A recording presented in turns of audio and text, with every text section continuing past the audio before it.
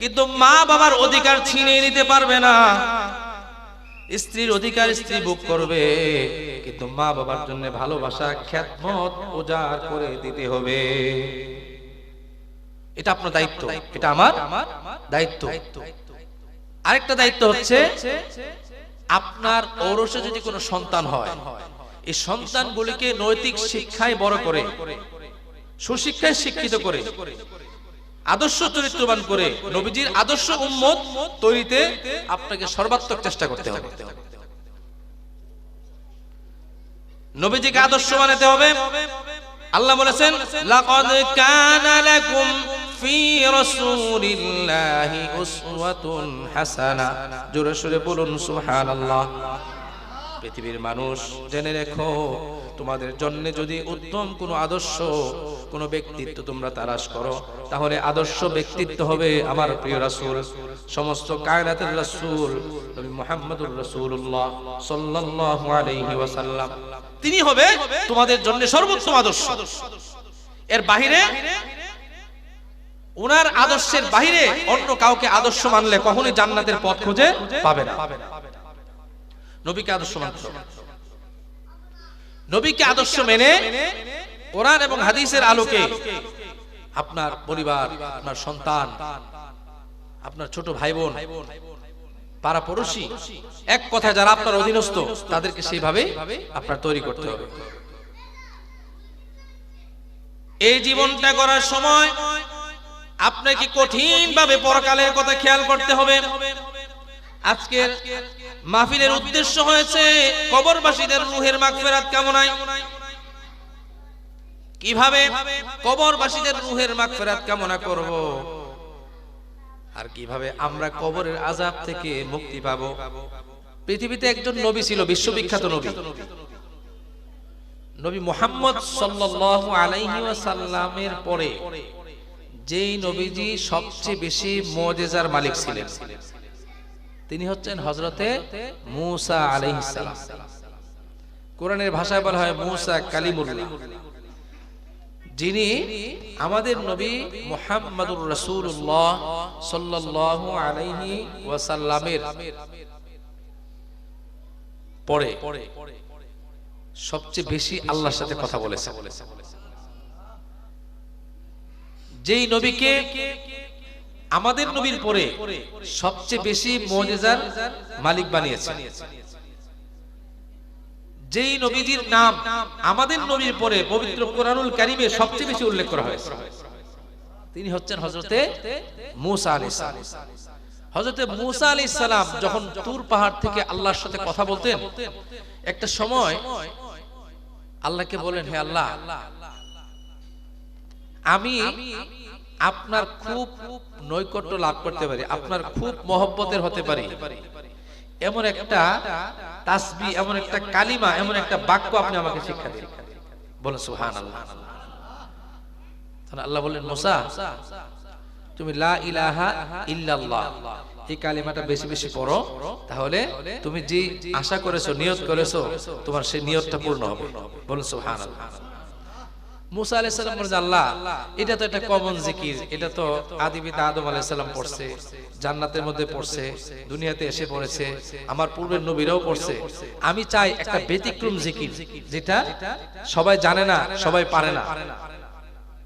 আল্লাহ বললেন, মুসলিম শরীফের হাদিস, আল্লাহ বলেন, মূসা, ব্যতিক্রম হতে পারে, সবাই না জানতে পারে, এমন অনেক কালিমা আমার আছে, কিন্তু এই কালিমার চেয়ে অধিক প্রিয় আমার কাছে আর কোনো কালিমা নাই। সুতরাং তুমি যে জিনিসটা চেয়েছো, আমার খুব কাছে আসতে চেয়েছো, আসতে চাও, তাহলে তুমি এই কালিমাটা বেশি বেশি পড়ো। মূসা আলাইহিস সালাম বলেন, আল্লাহ, তাহলে এই কালিমাটা যে আপনার খুব প্রিয়, এটা কি কারণে প্রিয় হয়েছে? আল্লাহ বললেন যে এই কালিমাটার ওজন আর সমস্ত সৃষ্টি জগতের ওজন আমি আল্লাহ ছাড়া, আমি আল্লাহ ছাড়া আমার সৃষ্টি জগৎ টোটালটা যদি এক পাল্লায় দেওয়া হয়, আর এই কালিমাটাকে যদি এক পাল্লায় দেওয়া হয়, তাহলে আমার এই কালিমার ওজন, সম্মানের ওজন বেশি। বলুন সুবহানাল্লাহ। কারণ এই কালিমাটা হচ্ছে আমি আল্লাহর একত্ববাদের কালিমা। এই কালিমাটা যে যখন পড়ে সে এটাই বলতে চায় আল্লাহ ছাড়া কোনো মাবুদ নাই, আমি এক আল্লাহর বান্দা। সুতরাং এই স্বীকৃতি যে বান্দা দিয়ে জিকিরটা করবে আমি আল্লাহ বেশি খুশি হয়ে যাই। বলো সুবহানাল্লাহ। তো এই জিকিরটা আমরা একটু মন দিয়ে বলবো। লা ইলাহা ইল্লাল্লাহ, লা ইলাহা, লা ইলাহা, লা ইলাহা, জোরে লা ইলাহা, লা ইলাহা। হাসবি রব্বি জাল্লাল্লাহ মা ফি কলবি গায়রুল্লাহ, নূর মুহাম্মদ সাল্লাল্লাহ, লা ইলাহা ইল্লাল্লাহ, লা ইলাহা ইল্লাল্লাহ। হাসবি রব্বি জাল্লাল্লাহ মা ফি কলবি গায়রুল্লাহ, নূর মুহাম্মদ সাল্লাল্লাহ, লা ইলাহা ইল্লাল্লাহ, লা ইলাহা, লা ইলাহা ইল্লাল্লাহ, লা ইলাহা ইল্লাল্লাহ, লা ইলাহা ইল্লাল্লাহ মুহাম্মাদুর রাসূলুল্লাহ। আল্লাহ নামে ডাকি আমি, ডাকিতে চাই দিবস জামি, তোমার বন্ধুর উম্মত আমি, কর ক্ষমা আল্লাহ তাআলা, লা ইলাহা ইল্লাল্লাহ, লা ইলাহা ইল্লাল্লাহ, লা ইল্লাল্লাহ।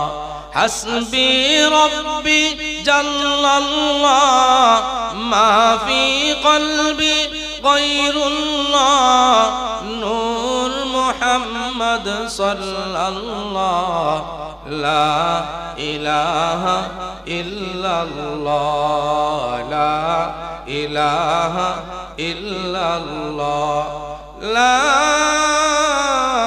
ইলাহা ইল্লাল্লাহ মুহাম্মাদুর রাসূলুল্লাহ সাল্লাল্লাহু আলাইহি ওয়াসাল্লাম। আল্লাহর নবী মুসা আলাইহিস সালাম যখন তুর পাহাড় থেকে কথা বলতেন আল্লাহকে আরেকটা প্রশ্ন করলেন, আল্লাহ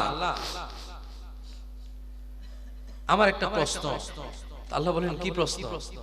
আল্লাহ এটা তো কোনোভাবেই সম্ভব না, তারপরও আমি জানার জন্য প্রশ্ন করতেছি। আপনি আমার প্রভু, আমি আপনার বান্দা, এটাই সত্য, এর বিপরীত কখনোই হবে না, কিয়ামত পর্যন্ত এইভাবেই চলবে।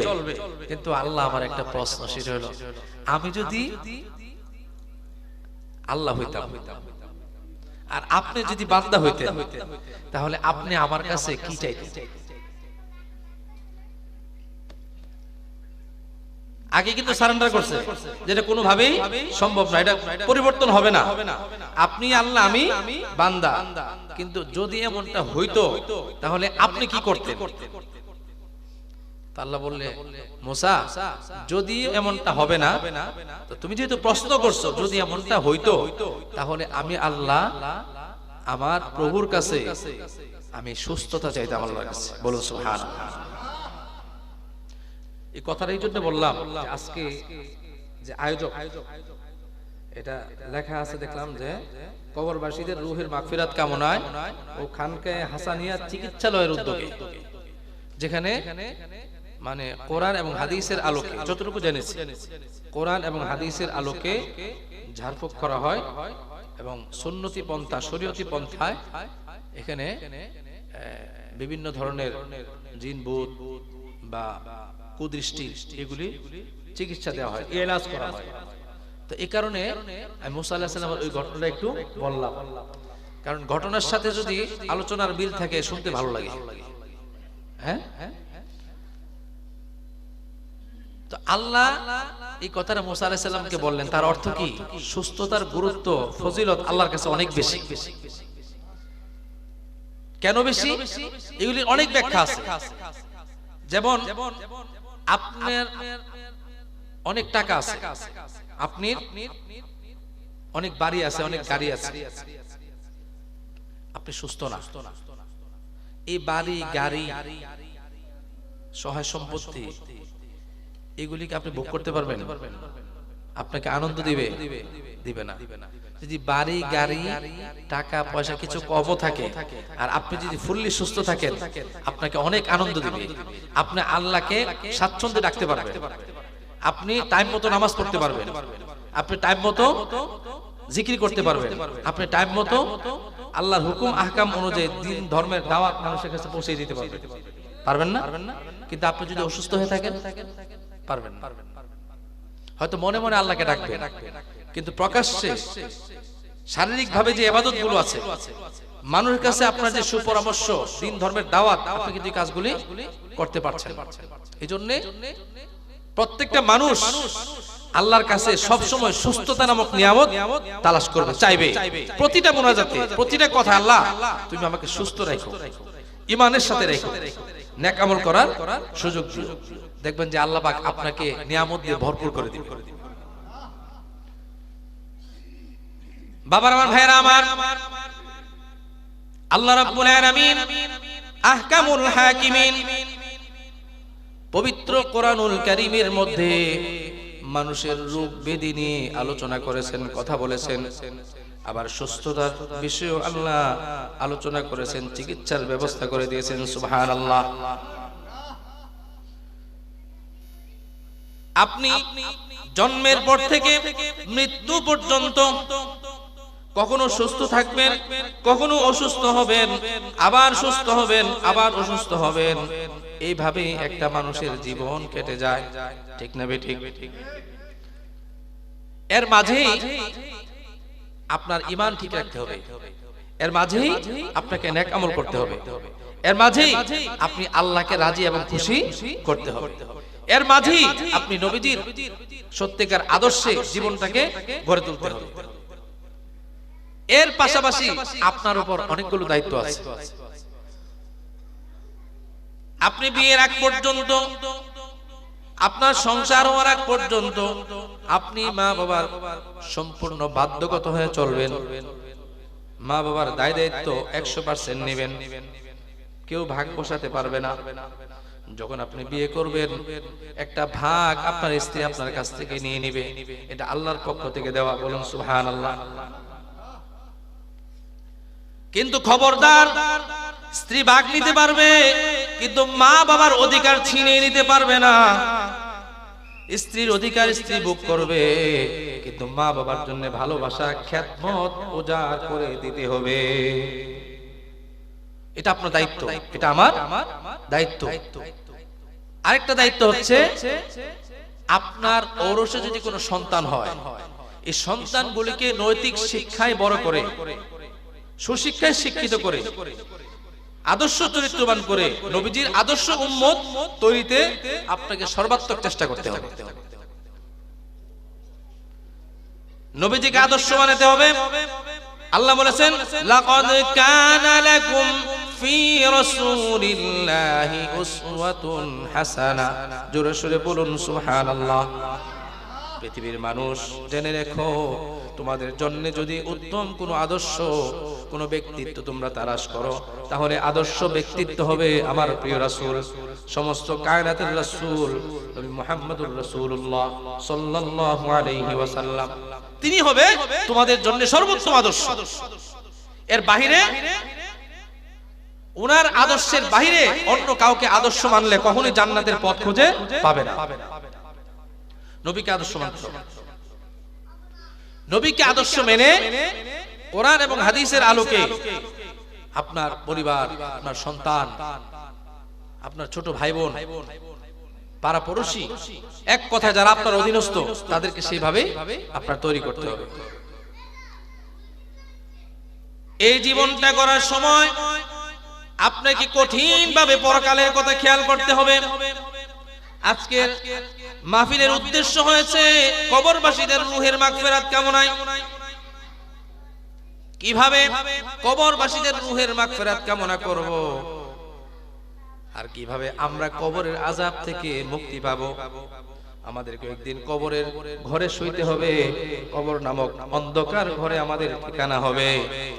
ওই ঠিকানা হওয়ার পূর্বে কিভাবে আমাদের কবরের আযাব থেকে মাপ পেতে চান, আপনি যদি কবরের মধ্যে সুখে থাকতে চান, আপনি যদি আপনার কবরটাকে জান্নাতের বাগানে পরিণত করতে চান, তাহলে সর্বাগ্রে আপনার ঈমানটাকে ঠিক রাখতে হবে। আপনার ঈমান যদি নষ্ট হয়ে যায়, আপনি যত আমলই করেন আপনি জান্নাতের ঘ্রাণও পাবেন না। আর ঈমানটা যদি ঠিক থাকে, আপনার আমলে যদি কখনো ত্রুটি হয়ে যায়, আপনি যদি অন্য কোনো নেক আমল করে আল্লাহর কাছে তওবা করেন, আল্লাহ আপনার দুষ্টটি মাফ করে দিবেন। ভুল ত্রুটি তো আমাদের হয় না?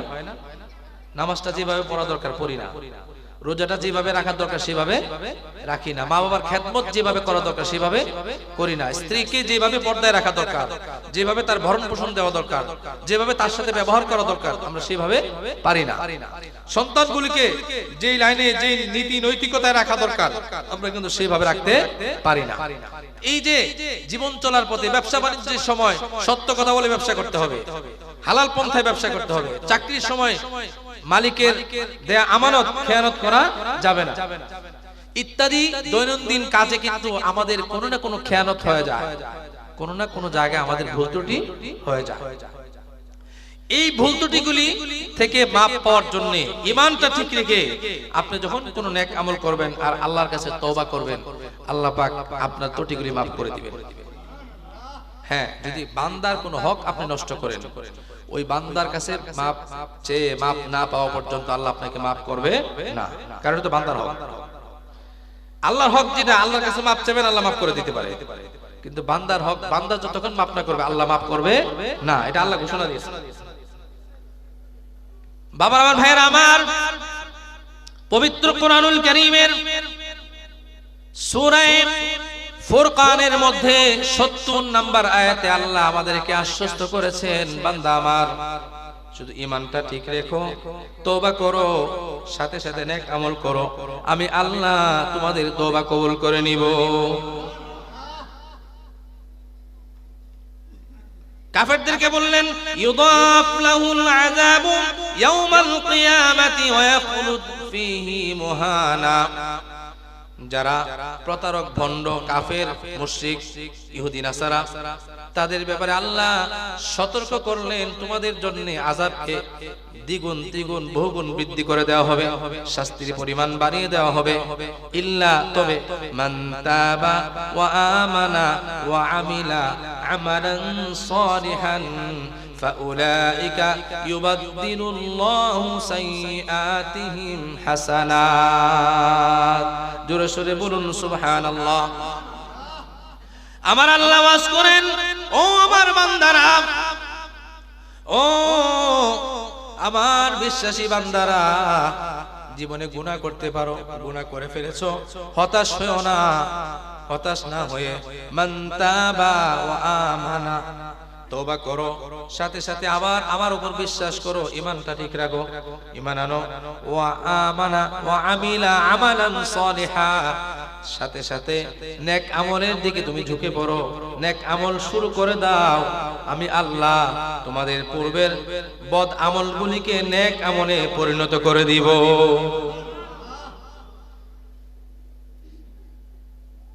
আপনি তওবা করার আগে অনেক গুনাহ করে ফেলেছেন, অনেক অন্যায় করেছেন, নাফরমানি করেছেন, আপনি চিন্তা করতেছেন আমি কি করব, কিভাবে মাপ পাবো।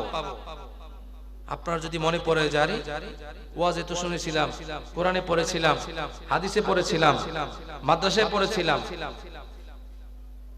তওবা করলে আল্লাহ মাফ করে দিবে, তা আমি তওবা করে ফেলবো, আমি আর অন্যায় করব না। আপনি যখন এই নিয়ত করে খালেস নিয়তে আল্লাহকে বলবেন যে আল্লাহ যা অন্যায় গুনাহ করেছি আর জীবনে করব না, আমি এখন থেকে ভালো কাজ করব, আল্লাহ আপনার তওবা কবুল করবেন। আর পিছনের জীবনে যত গুনাহ করছেন এগুলি তো আল্লাহ মাফ করে দিবেন। আর কি করবেন জানেন? ওইগুলির পরিবর্তে আপনার আমলনামায় নেক লিখে দিবেন। দলিল সূরা ফুরকান আয়াত নাম্বার 70। সূরা ফুরকানের 70 নম্বর আয়াত আল্লাহ বলেছেন। আল্লাহ কি মিথ্যা বলেছেন? আল্লাহ কি আমাদের সাথে প্রতারণা করেছেন? না। ইন্নাকা লা তুখলিফুল মিয়াদ। আল্লাহ কখনো তার ওয়াদা ভঙ্গ করেন না। আমরা আজানের দোয়া শেষে বলি ইন্নাকা লা তুখলিফুল মিয়াদ, হে আল্লাহ নিশ্চয়ই তুমি তোমার অঙ্গীকার কখনোই ভঙ্গ করো না, তুমি যা ওয়াদা করেছো তাই পূর্ণ করো। বাবার আমার, ভাইয়ের আমার, পর্দার আড়ালের মা বোনের আমার, হতাশ হবেন না, নিরাশ হবেন না, আল্লাহর উপর ভরসা রাখেন। যখন আল্লাহর উপর আপনারা ভরসা রাখবেন, আল্লাহ আপনাদেরকে সওয়াব দিয়ে আপনার আমলনামাটাকে পরিপূর্ণ করে দিবে। আপনার অন্তরের মধ্যে ঈমানের জালওয়া তৈরি করে দিবে, চিন্তাও করতে পারবেন না। আপনি গুনাহগার ছিলেন, আপনি তওবা করেছেন, আপনি কবরে গিয়ে সুখে থাকতে চান, কবরে গিয়ে আযাব মুক্ত থাকতে চান, আল্লাহ আপনাকে আযাব মুক্ত করে দিবে। আপনাকে আল্লাহর নেককার বান্দাদের তালিকায় নাম লিখে দিবে, আল্লাহর ওলি বানিয়ে দিবে। আপনি চিন্তাও করতে পারবেন না। মানুষ মনে করবে আপনি একজন সাধারণ মানুষ, কিন্তু আল্লাহ ফেরেশতাদেরকে আল্লাহ বলবে এই ফেরেশতারা এটা আমার প্রিয় বন্ধু, সে কিন্তু আমার ওলি, আমার বন্ধু। ওলি মানে কি? বন্ধু। বাবার আমার, ভাইয়েরা আমার,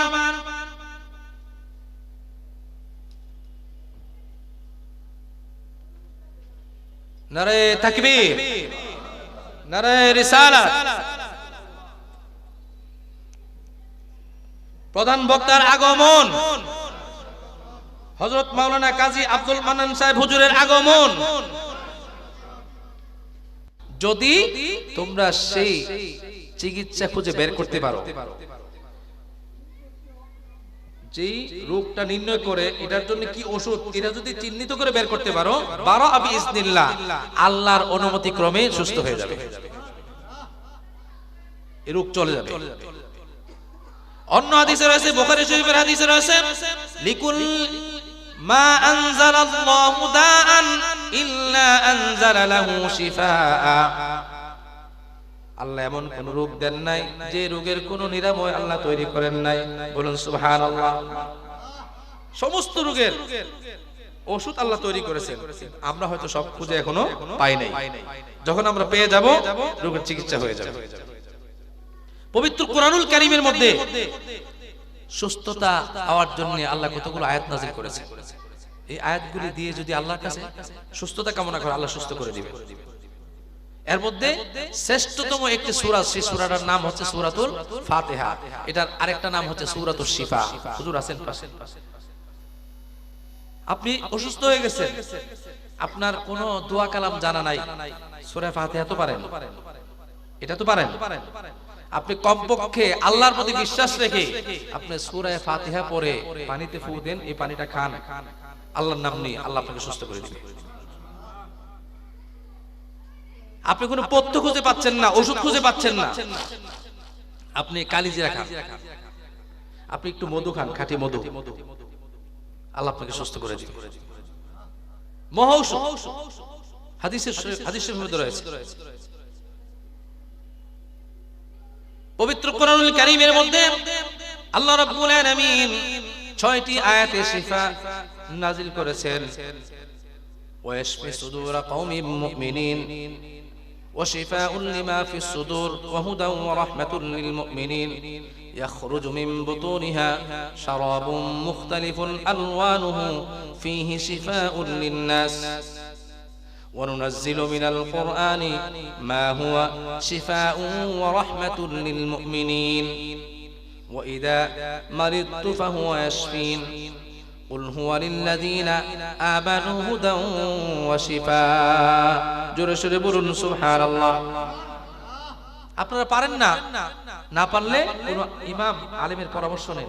হুজুর কোরআন শরীফে নাকি কিছু আয়াত আছে, আয়াতে শিফা, এগুলি পরে পানিতে ফুঁক দিয়ে খাইলে নাকি আল্লাহ সুস্থ করে দেয়। হাদিস শরীফের মধ্যে কিছু দোয়া আছে, এই দোয়াগুলি পরে পানিতে ফুঁক দিলে বা শরীরে হাতে ফুঁক দিয়ে শরীরে মালিশ করলে আল্লাহ নাকি সুস্থ করে দেয়। আলেমদের কাছে গেলে আলেমরা কিন্তু দোয়া কালাম পরেই ফুঁক দেয়। যদি কাছে থাকে, ধারে কাছে পান, আলেমের কাছে যাবেন, বুজুর্গ মানুষ, ওনাদের ফুক আর আপনার ফুক আমার ফুকের মধ্যে অনেক পার্থক্য আছে। তারপরেও বিশ্বাস হারানো যাবে না, নিজেকে ছোট মনে করা যাবে না। আল্লাহর বান্দা আপনি, আপনি সহি মনে সহি নিয়তে কোরআন হাদিসের দোয়াগুলি পরে আপনিও যদি ফুক দেন, আল্লাহ আপনাকে ভালো করে দিতে পারে। হুজুরে ফু দিলেও ভালো করবে আল্লাহ, আপনি ফু দিলেও ভালো করবে কে? আল্লাহ। সুতরাং আমরা শরীয়ত পন্থায় কোরআন এবং হাদিসের মাধ্যমে যার ফুক করব, কোন জাদুটনা তন্ত্র মন্ত্রে আমরা যাব না, এগুলো আমরা বিশ্বাস করি না। এই ভণ্ডামিতে আমরা কখনোই যাব না। আল্লাহ পাক আমাদের ঈমান এবং আমলকে হেফাজত করুন, আমিন। ওয়া আখিরু দাওয়ানা আলহামদুলিল্লাহি রাব্বিল আলামিন। আসসালামু আলাইকুম ওয়া রাহমাতুল্লাহি ওয়া বারাকাতুহু।